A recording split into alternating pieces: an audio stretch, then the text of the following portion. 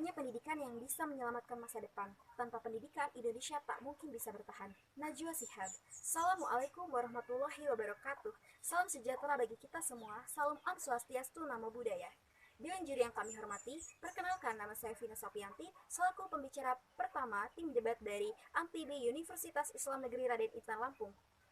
Sebelum mengelaborasi lebih dalam ranah argumentasi kami, izinkanlah kami menyampaikan latar belakang terkait mosi pada hari ini, yaitu pro kontra pendidikan sistem daring.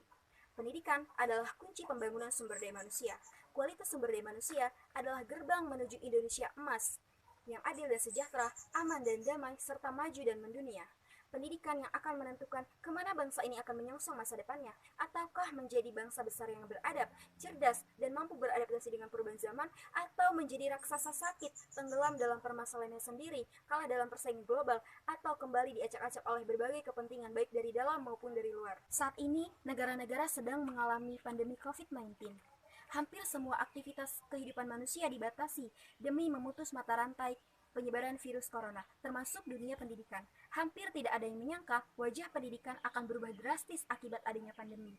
Kebijakan physical distancing demi memutus mata rantai penyebaran wabah virus corona memaksa perubahan pendidikan formal yang biasanya dilakukan secara tatap muka, kini secara daring, belajar dari rumah dalam skala nasional. Bahkan ujian nasional tahun ini pun terpaksa ditiadakan. Kendati begitu, pandemi ini mampu mengakselerasi pendidikan 4.0, sistem pembelajaran jarak jauh dengan memanfaatkan teknologi informasi. Banyak pendidikan saat ini yang berjalan sangat tidak efektif. Kita terlalu sering memberikan generasi muda rangkaian bunga, di mana kita seharusnya mengajarkan mereka bagaimana cara menumbuhkan tanaman mereka sendiri. John W. Gardner. Oleh karena itu, pembelajaran sistem daring ini akan dapat mengembangkan kreativitas tanpa batas para pelajar ataupun mahasiswa. Selama belajar mengajar secara daring, para pelajar ataupun mahasiswa banyak melakukan aktivitasnya dari rumah. Oleh karena itu, mereka dapat mengembangkan kreativitas dan mengasah bakatnya. Seperti yang dilansir dari republika.co.id yang dilakukan oleh salah satu mahasiswa melakukan penelitian untuk menemukan vaksin COVID-19. Kemudian dilansir dari ugm.ac.id, salah satu alumni Universitas Gadjah Mada membantu mengatasi kekurangan masker dengan cara membuat masker yang dapat dicuci ulang. Yang kedua, masyarakat kian terbuka akan adanya teknologi. Pembelajaran daring serta-merta menyadarkan kita potensi luar biasanya internet yang belum dimanfaatkan sepenuhnya dalam berbagai bidang kehidupan, termasuk bidang pendidikan. Tanpa batas ruang dan waktu, pendidikan daring dapat dilakukan kapanpun dan dimanapun. Terlebih belum ada kepastian kapan pandemi ini akan berakhir.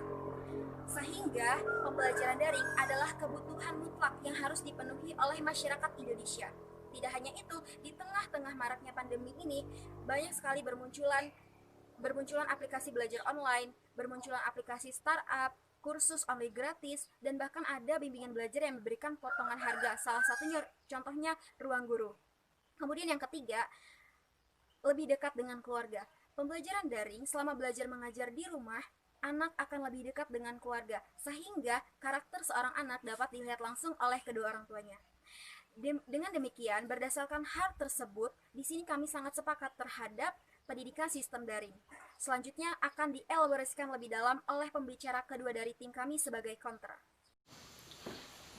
Tujuan pendidikan itu untuk mempertajam kecerdasan, memperkukuh kemauan, serta memperhalus perasaan. Tan Malaka. Assalamualaikum warahmatullahi wabarakatuh. Salam sejahtera bagi kita semua. Om Swastiastu, Namo Buddhaya. Salam kebajikan. Yang terhormat Dewan Juri Kompetisi Debat Mahasiswa Tingkat Nasional Gebiar Mahasiswa Bidik Misi Nusantara 2020 beserta seluruh peserta debat yang kami hormati. Perkenalkan, nama saya Alika Novelia selaku pembicara kedua tim 2 Universitas Islam Negeri Raden Intan Lampung. Sebelum mengelaborasi lebih dalam, izinkanlah kami untuk menyampaikan mosi debat pada hari ini, yaitu pro kontra pendidikan sistem daring. Menurut Undang-Undang Sisdiknas, Sistem Pendidikan Nasional Nomor 20 Tahun 2003 mengartikan pendidikan sebagai usaha sadar dan terencana untuk mewujudkan suasana belajar dan proses pembelajaran agar peserta didik secara aktif mengembangkan potensi diri untuk memiliki kekuatan spiritual keagamaan, pengendalian diri, kepribadian, kecerdasan, akhlak mulia, serta kemampuan yang diperlukan dirinya dan masyarakat. Menurut Nadiem Makarim, selaku Menteri Pendidikan dan Kebudayaan Indonesia, mengungkapkan bahwa kepanjangan dari daring ialah dalam jaringan, hingganya mengartikan bahwa pendidikan sistem daring adalah pendidikan yang dilaksanakan dengan menggunakan media yang dapat mengakses koneksi internet dalam proses pembelajarannya. Terdapat beberapa argumentasi yang akan kami angkat pada mosi kali ini, yaitu diantaranya yang pertama, pelaksanaan pendidikan sistem daring dirasa kurang efektif bila dilaksanakan. Mengapa demikian? Hal itu dikarenakan pemerataan koneksi internet di Indonesia masihlah kurang. Menurut Statistik Telekomunikasi Indonesia, tahun 2018 mengungkapkan bahwa masih terdapat 38,59% warga Indonesia yang belum sama sekali bisa mengakses internet. Adapun menurut grafik Speed Experience in Indonesian Cities yang dikutip dari kalbaronline.com per tanggal 14 Maret 2020 mengungkapkan bahwa terdapat kota-kota besar di Indonesia yang termasuk ke dalam kota di Indonesia dengan akses jaringan internet tercepat. Di antaranya ialah Kota Sorong, Ambon, Kota Jayapura, Tarakan, dan Palu yang masuk ke dalam peringkat 5 besar kota di Indonesia dengan jaringan internet tercepat. Akan tetapi pada kenyataannya, dukungan jaringan internet yang cepat tidak menjamin pembelajaran daring akan berjalan dengan optimal.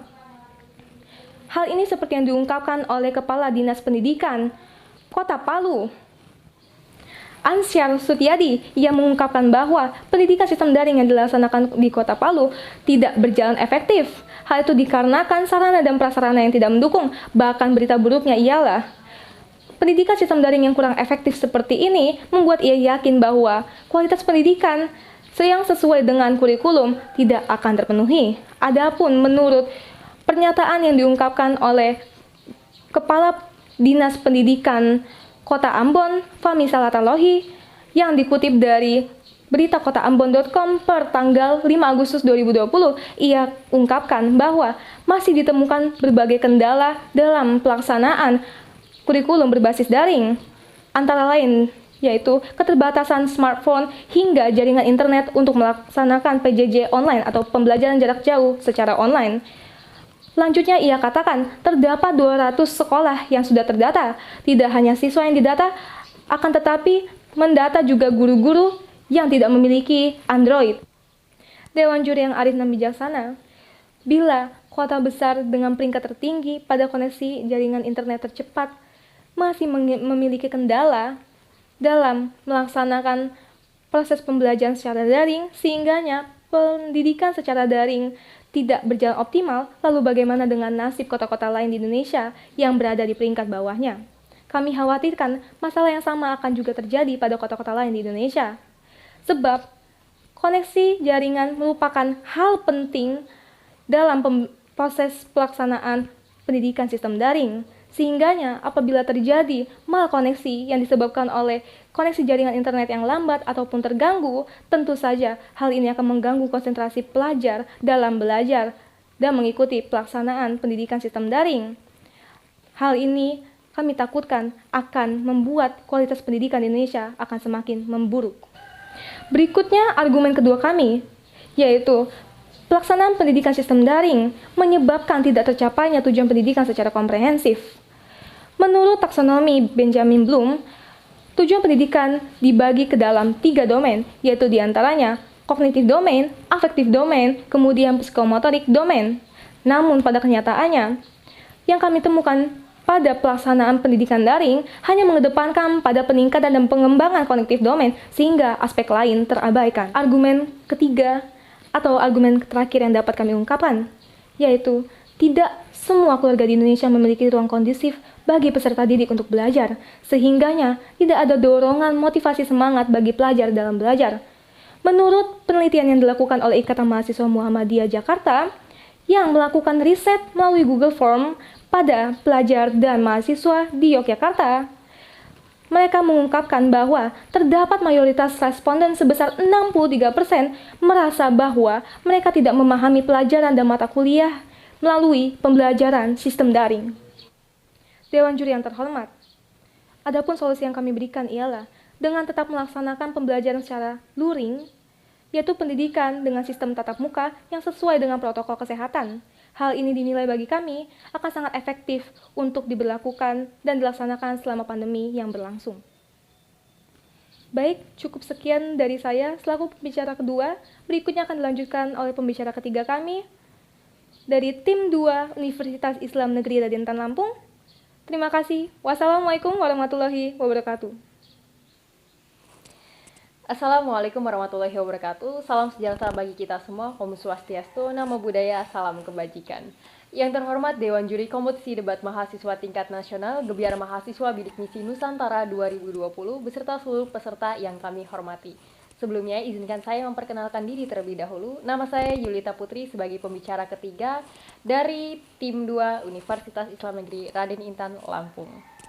Pada kesempatan kali ini saya akan menyampaikan konklusi terkait dengan mosi debat kali ini, yaitu pro kontra pendidikan sistem daring yang sebenarnya sudah dipaparkan oleh kedua rekan saya dari Universitas Islam Negeri Raden Intan Lampung. Dewan Juri yang arif dan bijaksana ditinjau dari kacamata pro terhadap sistem pendidikan secara daring. Ada beberapa alasan yang menguatkan argumentasi ini, yaitu yang pertama adalah dengan melalui pendidikan sistem secara daring, masyarakat akan terbuka terhadap teknologi. Tentu ini akan membuat masyarakat menjadi tidak gagap akan teknologi. Yang kedua, membuat para mahasiswa juga para siswa tentu lebih kreatif dalam menggali potensi yang ada dalam dirinya. Dan yang ketiga adalah adanya waktu luang dalam sistem pendidikan ini membuat mereka dapat lebih dekat dengan lingkungan keluarga juga lingkungan di sekitar rumahnya. Sedangkan ditinjau dari kacamata kontra, pendidikan yang dilaksanakan secara daring dirasa kurang efektif untuk diterapkan di Indonesia saat ini. Yang pertama karena masih adanya pemerataan yang tumpang tindih terkait dengan koneksi yang ada di Indonesia. Ini jelas sangat mempengaruhi cara belajar anak-anak di Indonesia yang tentunya belum memiliki teknologi yang bisa mensupport mereka untuk belajar secara daring. Yang kedua adalah pendidikan secara daring tidak mencakup tujuan pendidikan secara menyeluruh, yaitu meninggalkan atau mengesampingkan aspek afektif juga psikomotorik pada peserta didik. Dan yang terakhir adalah perpindahan atau transformasi dari proses pendidikan secara luring menjadi daring dirasa terlalu cepat sehingga masyarakat terlihat gagap dan juga menemukan banyak kendala yang sampai saat ini belum ditemukan solusinya. Menimbang dari kedua argumen tersebut baik pro ataupun kontra terhadap sistem pendidikan yang dilaksanakan secara daring, kami dari tim debat 2 Universitas Islam Negeri Raden Intan Lampung memutuskan untuk memberikan solusi di tengah pandemi seperti ini untuk tidak memberikan kesimpulan yang sifatnya mutlak. Artinya, kami menawarkan solusi mensintesiskan antara pendidikan secara daring dan juga luring dengan cara menerapkan sistem pendidikan berupa gelombang, yaitu 1 hari mahasiswa atau siswa masuk dan 1 hari tidak masuk. Ketika masuk di sekolah, maka pendidikan diarahkan untuk lebih kepada praktek dan juga adu argumen, juga bertanya kepada guru apabila ada materi yang belum dikuasai oleh siswa. Sementara ketika di rumah, mahasiswa atau siswa lebih ditekankan untuk mencari materi, menggali informasi dari berbagai sumber. Pendidikan yang dilaksanakan dengan sistem gelombang yang telah kami jelaskan menurut kami adalah cara yang paling efektif untuk menerapkan pendidikan di Indonesia di tengah pandemi seperti ini. Karena tentu tidak ada yang terjadi kerumunan karena mayoritas mahasiswa atau siswa dibagi menjadi 2, artinya di dalam kelas tidak semua mahasiswa masuk sehingga mengurangi kerumunan yang akan terjadi pada saat belajar. Kemudian para siswa atau mahasiswa juga dilatih untuk belajar secara mandiri di rumah dengan tetap ada pengawasan dari guru ketika masuk di dalam kelas. Demikianlah konklusi yang telah kami berikan atas mosi debat kali ini, yaitu pro kontra terhadap sistem pendidikan secara daring. Terima kasih kepada para dewan juri yang kami hormati juga kami banggakan dan juga seluruh peserta debat yang kami hormati. Pendidikan bukanlah usaha untuk merencanakan hidup, tetapi pendidikan adalah hidup itu sendiri. Terima kasih. Wassalamualaikum warahmatullahi wabarakatuh.